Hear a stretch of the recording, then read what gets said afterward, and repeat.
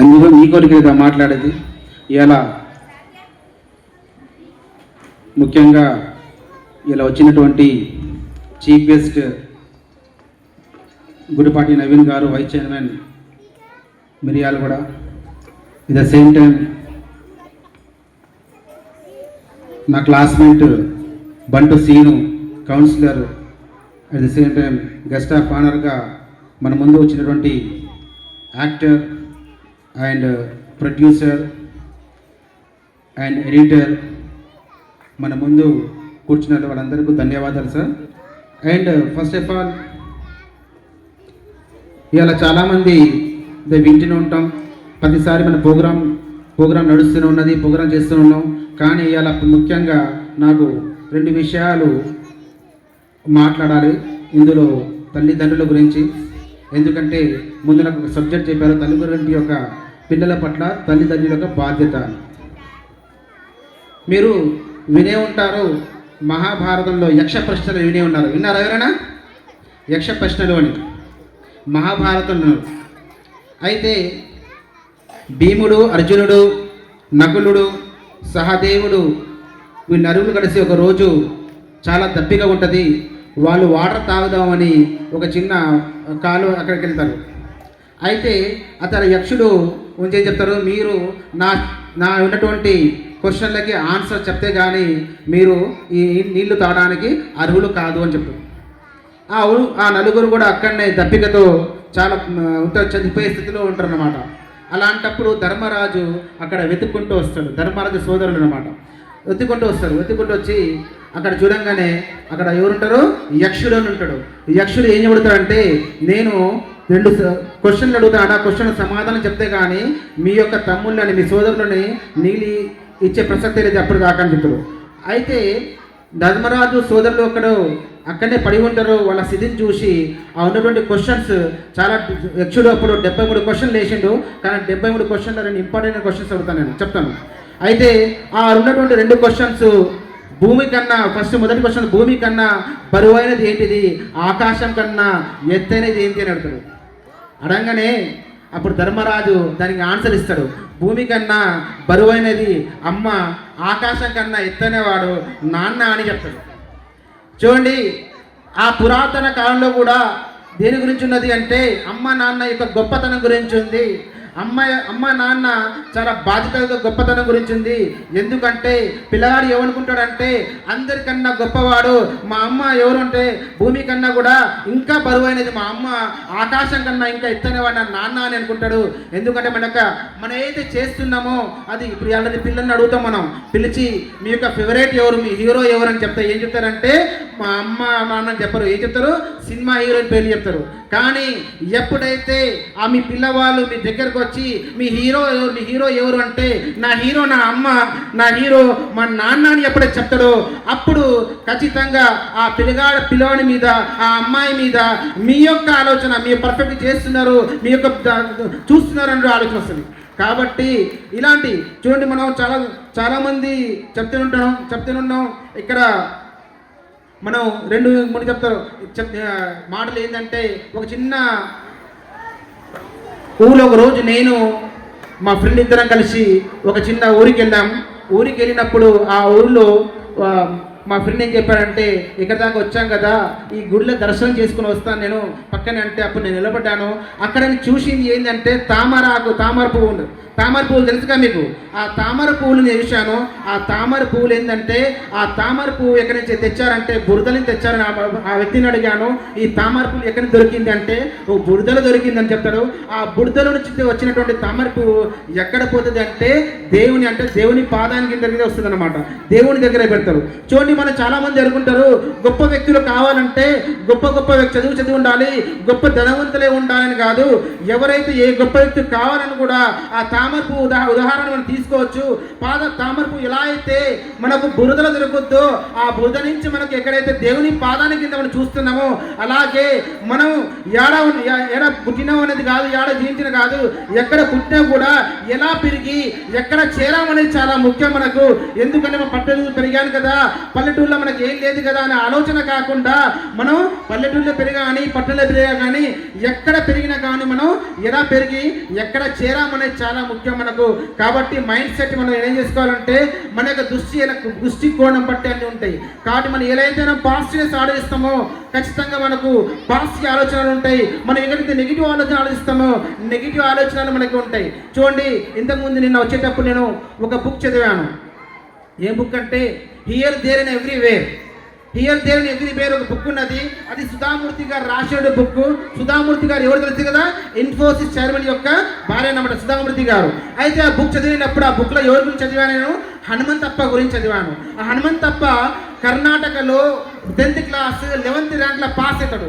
Pass అయిన తర్వాత చాలామంది ఏం చేస్తారంటే అతని దగ్గరికి వెళ్తారు. సార్ ఎవరు ఉన్నటువంటి టీవీ ఛానల్స్ వాళ్ళ దగ్గరికి వెళ్తారు. సార్ మీరు 10th class state 11th ర్యాంక్లో pass అయ్యారు కదా, మరి మీరు ముందు ఆలోచన ఏమనుకుంటున్నారు అంటే అప్పుడు చెప్తాడు, నేను చాలా బీదవాణ్ణి, బీదరికలో జన్మించాను, నాకు మా నాన్నకి మమ్మల్ని స్తోమత కూడా లేదు చదివించడానికి, కాబట్టి ఈ 10th తర్వాత నేను స్టాప్ చేస్తున్నాను. ఈ 10th తర్వాత స్టాప్ చేసి మా అమ్మ నాన్నకు సహాయపడి ఏదో చిన్న ఉద్యోగం చేసుకున్నాను, జీవనం కొనసాగిస్తాను అని చెప్తాడు. మరుసటి రోజే ఆ ఉన్నటువంటి పేపర్లో వస్తుంది. పేపర్లో వచ్చి ఆ సుధామూర్తి గారు చూస్తారు. చూసి చలించిపోయి ఆ ఉన్నటువంటి హనుమంతప్పని పిలిపిస్తారు. పిలిపించి ఏంటి నువ్వు చదవలేదు అంటే నా పరిస్థితి అని చెప్తారు. సార్ నీకు నెలకు ఎంత ఖర్చు అవుతుంది అంటే నెలకు 300 రూపాయల ఖర్చు అవుతుంది. అంటే సంవత్సరానికి 3 × 12 అయితే 3600 ఖర్చు అవుతుంది. ఈ 3600 నేను ఇస్తాను, నువ్వు చదువుకో అని సుధామూర్తి గారు అప్పుడు చెప్పడం జరుగుతుంది. అది 3600 నెలకు సంవత్సరానికి పంపిస్తున్నారు. ఒక రోజు ఏమైందంటే సుధామూర్తి గారు తన ఇంట్లో కూర్చున్న తర్వాత ఇంట్లో కూర్చుంటారు. ఒక లెటర్ వస్తుంది. ఆ లెటర్ వచ్చినాక ఆ లెటర్ ఇప్పంగానే ఆ లెటర్లో 600 రూపాయలు ఉంటాయి. ఏంటిది 600 రూపాయలు ఎవరు పంపించారు అని చూస్తే అందులో హనుమంతప్ప పంపిస్తారు.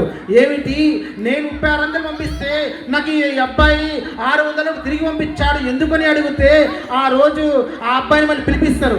ఎందుకు నేను 3600 పంపించాను కదా, నువ్వు 600 ఎందుకు తిరిగి పంపించావంటే అప్పుడు ఆ అబ్బాయి చెప్తారు, ఇవాళ రేపట్ల డబ్బు ఉన్నదిగా అని ఖర్చు పెట్టి ఉన్నటువంటి సమాజంలో ఈ అబ్బాయి మరి నాకు 600 వాపసు పంపించాడే అని అడిగితే ఆ ఉన్నటువంటి అబ్బాయి ఇలా నీకు ఎలా వచ్చింది పంపడం అంటే, మేడం ముందు మేము కలిసినప్పుడు మీరు చెప్పారు కదా ఆ 3 × 12 3600 నాకు పంపిస్తున్నారు, దాని ప్రకారం పంపిస్తున్నారు.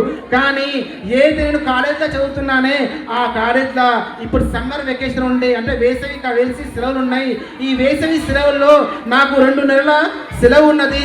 కాబట్టి ఈ 2 నెలల సెలవు నేను ఇక్కడ ఉండడం లేదు కాలేజ్లో, నేను తిరిగి మా అమ్మ వాళ్ళ ఇంటికి వెళ్ళిపోతున్నాను. కాబట్టి ఏది మీరు పంపించారో ఈ 2 నెలలు × 3 × 2 600 రూపాయలు నేను ఉపయోగించట్లేదు, కాబట్టి మిమ్మల్ని తిరిగి పంపిస్తున్నాను అని చెప్తుంది. చూడండి ఎలాంటి ఆలోచన వచ్చింది. మరి ఈ ఆలోచన ఎలా వచ్చింది అంటే అప్పుడు ఆ అబ్బాయి ఒక్కడు మా నాన్న ఒక చిన్న ఉద్యోగం చేసేవాడు. ఒక రోజు మా నాన్నకి ఆ యజమాని 1000 రూపాయల బదులు 1300 ఎక్కువ ఇచ్చాడు జీతం. ఏంగానే తన నాడి ఇంటి దగ్గరకు వచ్చి చూస్తారే నాకు 1000 రూపాయలు రావాలి కదా, నాకు 1300 వచ్చాయి, ఇంకా 300 రూపాయలు ఎక్స్ట్రా వచ్చాయని ఆ ఉన్నటువంటి హనుమంతప్పని తన ఎమ్మడి తీసుకుని వెళ్ళి ఆ ఉన్నటువంటి యజమాని దగ్గర పోయి, అయ్యా నాకు మీరు 1000 రూపాయల బదులు 1300 ఇచ్చారు, 300 నాకు ఎక్స్ట్రాగా ఇచ్చారు, కాబట్టి ఈ 300 నేను తిరిగి ఇవ్వడానికి మీ దగ్గరకు వచ్చాను అని ఆ 300 యజమానికి ఇస్తాడు. ఎవరి ముందు ఇస్తాడు, ఆ ఉన్నటువంటి అబ్బాయి ముందు ఇస్తాడు. కాబట్టి ఆ అబ్బాయికి ఆలోచన ఎలా ఉంది అంటే అయ్యో ఎవరు మనకు చెందని డబ్బు మనది కాదు, మనకు తిరిగి ఇచ్చేయాలి అనే ఆలోచన ఆ అబ్బాయికి వచ్చింది. అది ఎవరి వల్ల, తన యొక్క నాన్న వల్ల. అప్పుడు యక్షప్రశ్న దగ్గర పోతే ఆ ఉన్నటువంటి హనుమంతప్ప తన తండ్రిని ఎలా తీసుకున్నాడంటే ఆకాశం కన్నా ఎత్తైన వాడు ఎవరంటే నా తండ్రి అని వరించుకున్నాడు. కాబట్టి అలాంటి తండ్రిని పిల్లల ముందు చేస్తుంటే ఖచ్చితంగా వాళ్ళ ఆలోచన అనేది పర్ఫెక్ట్గా వస్తుంటుంది. అలానే మనం చూస్తుంటాం, మనం ఏదో మనం చేయాలి కాదు. తల్లిదండ్రులకు ఇక్కడ ఉన్నటువంటి తల్లిదండ్రులు రిక్వెస్ట్ చేసేది ఏంటంటే ఎవరైతే ప్రతిరోజు చూస్తుంటానో స్కూల్లో పంపించేటప్పుడు వాళ్ళ టిఫిన్ బాక్స్ పంపిస్తారు. ఆ టిఫిన్ బాక్స్లో 2 చపాతీలు పంపిస్తారు. పంపించి ఏం చెప్తారంటే నాన్న నువ్వే తినాలి, చపాతీలు నువ్వే తినాలి, వదిలిపెట్టకుండా అని చెప్తారు. కానీ ఆ తల్లిదండ్రులు రిక్వెస్ట్ చేసేదంటే 2 చపాతీలు ఎమ్మటి ఇంకో చపాతీ పంపించండి.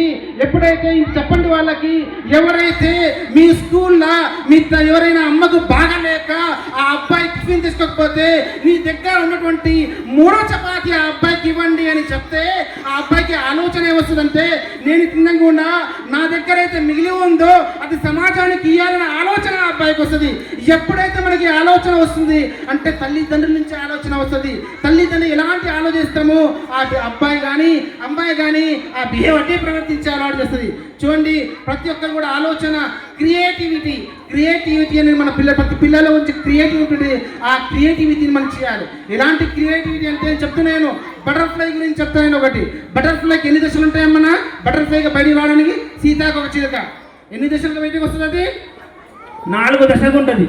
ఒకటి ఎగ్ దశ, రెండోది లార్వా, మూడోది ప్యూపా, 4వది సీతాకోకచిలుక. అంటే మనకి ఏం తెలుస్తుందంటే ఈ 4వ దశలో మనం చర్చిస్తున్నాం. కానీ ఎప్పుడైతే సీతాకోకచిలుక బయటికి వచ్చే ముందు 3వ దశ అయితే ప్యూపా ఉంది కదా, ఆ ప్యూపా నుంచి రావడానికి చాలా స్ట్రెంత్ చేసి చాలా స్ట్రెంత్గా బయటికి రావడానికి ప్రయత్నిస్తున్నది. కానీ రాలేకపోతుంటది. రావడానికి ప్రయత్నిస్తున్నది కానీ రాలేకపోతున్నది. తన యొక్క కాళ్ళ స్ట్రెంత్తోని అది బయటికి రావడానికి ఏం చేస్తుందంటే ఒక ఆమె ఏం చేస్తుంది అక్కడ అంటే, అయ్యో ఈ సీతాకోకచిలుక రాలేకపోతుంది, చాలా కష్టపడుతుంది, లోపల నుంచి రావడం కలిగిస్తుంది కదా అని తన కుప్పల నుంచి ఒక పెన్ను తీసి ఆ సీతాకోకచిలుక ఉన్నటువంటి దానికి జాడిస్తుంది. ఎప్పుడైతే ఇలా కదిలిస్తుందో ఆ కదిలించిన తర్వాత ఆ ఉన్నటువంటి సీతాకోకచిలుక బయటికి వచ్చి ఆహ్లాదంగా బయటికి జరిగి కిందపై చనిపోతుంది. అప్పుడు అక్కడ క్యూరేటర్ చెప్తారు, మీరు ఆ ఉన్నటువంటి సీతాకు హెల్ప్ చేస్తామని, సహాయం చేద్దామని ఆ ప్యూపాని ఇటు అని అది బయటకు వచ్చింది. కానీ అది ధర్మం ఏంటంటే ప్రకృతి యొక్క ఉన్నదంటే ఆ ఏం చేస్తుంది, ఎప్పుడైతే ఆ సీతాకోకచిలుక లోపల ఉంటుంది కదా, లోపల నుంచి బయటికి రావడానికి తన ఆహార దిశను కృషి చేసి తన స్ట్రెంత్ని ఉపయోగించి బయటకు వస్తుంది కదా, దానికి అప్పుడే కరెక్ట్గా అది బయటకు వచ్చి ఆనందంగా ఎగరగలదు. మీరు దానికి సహాయం చేయడానికి పోయి ఇండియాకి నష్టంగా జరిగింది.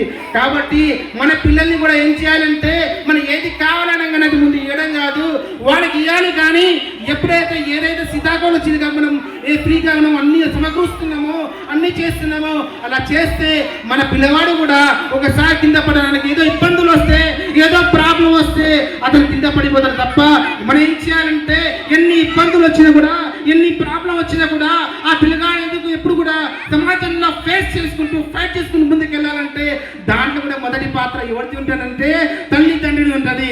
కాబట్టి ఎప్పుడైతే ఈ తల్లిదండ్రుల పాత్ర ఉంటుందో ఖచ్చితంగా మనం చేయగలుగుతాం. కాబట్టి ప్రతి ఒక్కరు కూడా ఒకసారి అబ్దుల్ కలాం గారు ప్రతిసారి రాష్ట్రపతి అయినాక కూడా ప్రతి ఊరికి వెళ్తుంటారు అన్నమాట. ఎందుకు వెళ్తే ప్రతి దానికి వచ్చి యూనివర్సిటీస్లో మాట్లాడుతున్నారు. ఎక్కువ అబ్దుల్ కలాం గారిని పిల్లల ముందు మాట్లాడి చాలా ఇష్టం. అయితే ఒక రోజు అబ్దుల్ కలాం గారు ఉన్నటువంటి ఒక స్కూల్కి వెళ్ళి మాట్లాడుతున్నాగా అక్కడ ఒక అమ్మాయి 5th క్లాస్ అమ్మాయి క్వశ్చన్ వేస్తుంది, మీరు అబ్దుల్ కలాం కదా, ఈ దేశానికి రాష్ట్రపతి కదా, మీరు మా దగ్గర ఉన్నటువంటి అస్సాంలో మొన్ననే తుంగభద్ర అయినటువంటి వరదలు వచ్చి ఆ మొత్తం వరదలు వచ్చి మొత్తం నీళ్లు కొట్టుకోపోయినాయి కదా, చాలా జనాలు నీళ్ళు కొట్టుకోపోయినాయి కదా, మరి మా దగ్గర మా అమ్మ ప్రతిరోజు ఇక్కడి నుంచి 2 కిలోమీటర్ల దూరం పోయి ప్రతిరోజు ఏం చేస్తుందంటే ప్రతిరోజు మా అమ్మ నీళ్ళు తీసుకుని వస్తుంటుంది, 2 కిలోమీటర్ల నుంచి పోయి తీసుకుంటుంది. కాబట్టి మరి అక్కడ నీళ్ళు చాలా ఉన్నాయి కదా, ఇక్కడ నీళ్ళు లేవు కదా, ఆ నీళ్ళని మళ్ళొచ్చు కదా, ఆ నీళ్ళని తీసుకురావచ్చు కదా అని ఎవరేస్తారు క్వశ్చన్? ఒక 5th క్లాస్ అమ్మాయి క్వశ్చన్ వేస్తుంది. అప్పుడు అబ్దుల్ కలాం గారు చెప్తారు, వాస్తవమే కదా, నిజమే కదా, అక్కడ నీళ్లు ఎక్కడ ఉన్నాయి, ఇక్కడ నీళ్లు తక్కువ ఉన్నాయి, మన నీళ్ళందరినీ నదిలో సముదాయం చేస్తే ఖచ్చితంగా మన నీటి తీసుకురావచ్చు అని అప్పటికప్పుడు కమిటీ వేసి ఆ నీళ్లు దానికి చేసిండు. కాబట్టి ఆలోచన ఎక్కడి నుంచి వచ్చింది? 5th క్లాస్ అమ్మాయి నుంచి వచ్చింది. చూడండి, మన ఆలోచన మనం ఎలా చేసుకుంటే ఖచ్చితంగా అది పర్ఫెక్ట్ అయింది. కాబట్టి తల్లిదండ్రులు మొదటగా తన పిల్లల్ని ఆలోచించే శక్తి ఇవ్వాలి. ఎప్పుడైతే ఆలోచిస్తారో ఆ పిల్ల తన దగ్గరకు వచ్చి చెప్పగలుగుతుంటారో మీరు వినాలి, జాగ్రత్తగా వినాలి. అమ్మాయి కానీ అబ్బాయి కానీ ఏం చెప్పగలుగుతుంది, ఎవరి కోసం చెప్తుంది, ఏ మాట చెప్తుందని. కాబట్టి ఇదే ప్రశ్న కూడా చేయాలి. అలానే చాలా టైం అయింది, ఇప్పటికే 2 మాటలు మనం ఉపయోగిస్తా. ప్రతి తల్లిదండ్రులు కూడా రిక్వెస్ట్ చేసేది, మీ పిల్లలకి మొబైల్ ఫోన్స్ ఏది చేయకండి. నేను ఇంతకుముందు చెప్పా, సకల దరిద్రానికి మూల కారణం ఏంటంటే ఆ మొబైల్ ఫోన్స్ అని చెప్పి.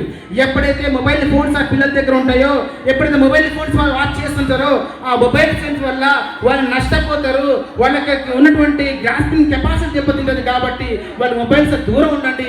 దూరం వస్తే ఖచ్చితంగా వాళ్ళు గెయిన్ చేస్తారు. Perfect sir, thank you very much all of you.